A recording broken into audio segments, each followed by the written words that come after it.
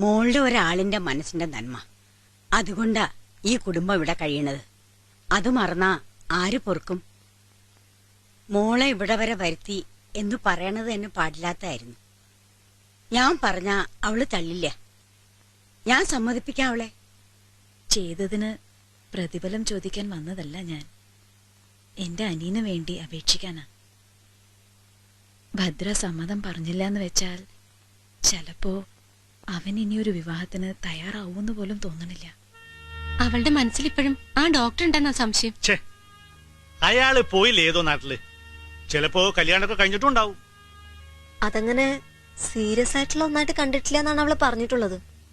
അവളുടെ കഷ്ടപ്പാട് കണ്ട് ഭഗവാൻ അയച്ചതാ ഈ കുട്ടിയുടെ അനിയനെ. എന്നിട്ട് എന്താ ഇപ്പൊ അവള് മറുത്തു പറയണേ?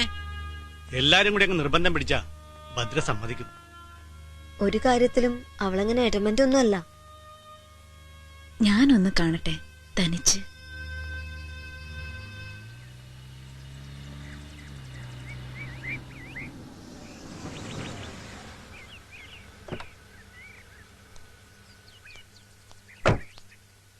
ഞാനെന്താ?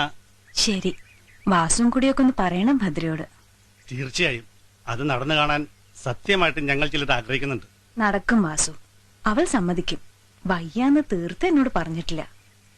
ആ വാസുവേട്ടാ, നിങ്ങളെ തിരക്കി ആ അരുൺ ഡോക്ടർ 2 പ്രാവശ്യം വീട്ടിൽ വന്നിരുന്നു. കണ്ടാ പറയാൻ പറഞ്ഞു ഗസ്റ്റ് ഹൗസിലാ താമസം, രാത്രി വീട്ടിലേക്ക് വരുമെന്ന്. ആരാത്? ആ ഡോക്ടറാണോ? അതെ. അയാളിപ്പോ എന്തിനാ? വാസു അയാളെ കാണോ? ഉവ്വ്, അയാൾ ഭദ്രയെ കണ്ടാൽ എന്താവുന്ന? അതിനു മുമ്പ് വാസു കാണണം. കണ്ടിട്ട് പറയണം കൃഷ്ണനുമായുള്ള കല്യാണത്തിന് ഭദ്ര സമ്മതം പറഞ്ഞോന്ന്. അതല്ലേ നല്ലത്? ഉവ്വ്, ഞാൻ അങ്ങനെ പറയാം. അവര് തമ്മിൽ കാണാതിരിക്കുകയും വേണം. പോയിക്കൊള്ളൂ, ഞാൻ വേണ്ടതുപോലെ ചെയ്തോളാം.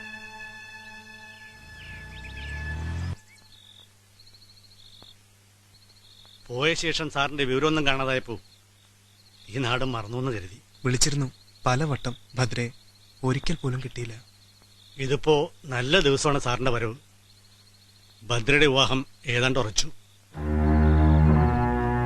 മലർന്നു കിടന്ന് നോക്കിയാൽ കാണാൻ കഴിയാത്ത ഉയരത്തിൽ നിന്നൊരു ബന്ധം. അതും ആ പയ്യന്റെ ചേച്ചി വന്ന് കാല് പിടിക്കുകയായിരുന്നു. ഭദ്ര സമ്മതം പറഞ്ഞു. വീൽ ചെയറിന്മേൽ ജീവിക്കുന്ന ആ സ്ത്രീ വന്ന് അപേക്ഷിക്കുമ്പോൾ അവളെപ്പോലൊരു കുട്ടിക്ക് സമ്മതം പറയാതിരിക്കാൻ പറ്റുമോ? ആരായാള്? എന്ത് ചെയ്യുന്നു? അയ്യോ, കോടീശ്വരൻ. ഒരു 100 കൂട്ടം ബിസിനസ് ഉണ്ട്. അച്ഛന്റെ മരണശേഷം അയാളുടെ കയ്യിലേക്ക് കിട്ടിയത് കൂടുന്നതേ ഉള്ളൂ ദിവസം കഴിയും തോറും. മഹാഭാഗ്യല്ലേ കുട്ടിയുടെ മഹാഭാഗ്യം. അവളിനി രാജകുമാരിയായിട്ട് കഴിയും. ഇറങ്ങുക. പോണം. ഭദ്രയെ കണ്ട് ഒരു കൺഗ്രാറ്റ്സ് പറയണമെന്നുണ്ടായിരുന്നു. അത് വേണ്ട സർ. സാറിനിനി കണ്ടാൽ ഞാൻ പറഞ്ഞത്. ഓവ്, ഞാൻ പറഞ്ഞു എന്ന് പറയൂ. കാണുമ്പോ ഭദ്രയ്ക്കും ആ മഹാഭാഗ്യവാനായ ചെറുപ്പക്കാരനും വേണ്ടി ഞാൻ പ്രാർത്ഥിക്കുമെന്ന് പറയൂ. ഈ രാത്രി തന്നെ പോണം. ഒരുപാട് ദൂരമൊന്നുമില്ലല്ലോ. രാത്രി യാത്രയില്ലെന്നാണ്. ഓവ്, യാത്ര പറയുന്നില്ല.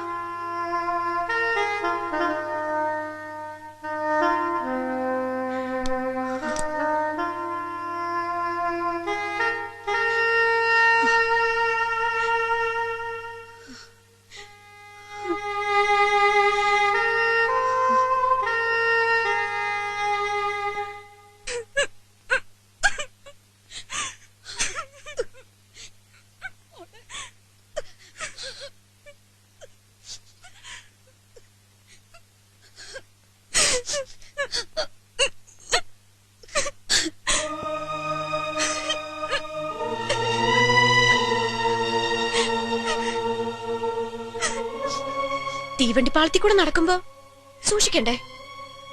നല്ലോണം സൂക്ഷിക്കണം. വേറെ വാഹനം പോലെയൊന്നുമല്ല.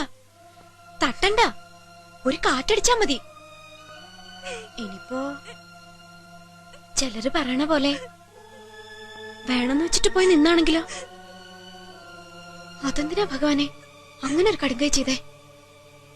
എന്നെ തോപ്പിക്കാനാണെങ്കില് ഞാൻ ജയിച്ചു നിൽക്കുവൊന്നുമല്ലല്ലോ. തോറ്റു തോറ്റു ജീവിക്കുന്നോളല്ലേ ഞാൻ. ഇഷ്ടമല്ലാന്ന് ഞാൻ പറഞ്ഞിട്ടേ ഇല്ല. ഇഷ്ടമല്ലാന്ന് തോന്നണ മാതിരി മിണ്ടാണ്ട് നിന്നിട്ടുണ്ട്. അതൊരു തെറ്റായ കാര്യ?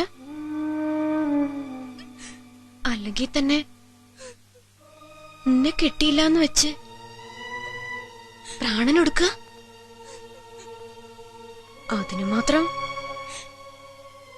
എന്തു മഹിമയാ ഈ ഗതിയില്ലാത്തവർക്കുള്ളത്. ആ വന്നോ? ഇങ്ങ് വരാ വരാ.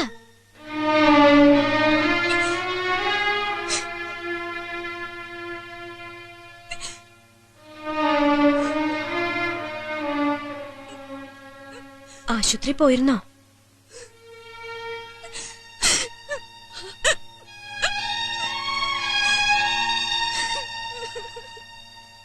കണ്ടോ? മുഖമൊക്കെ മാറിയിരിക്കണോ?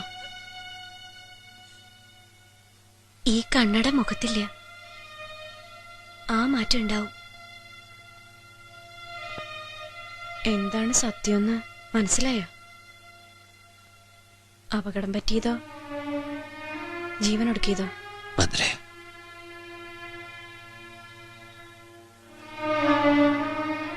ഈ വെളിയില്, ഈ നിറയണ കണ്ണില് എനിക്ക് കാണാ ഉത്തരം.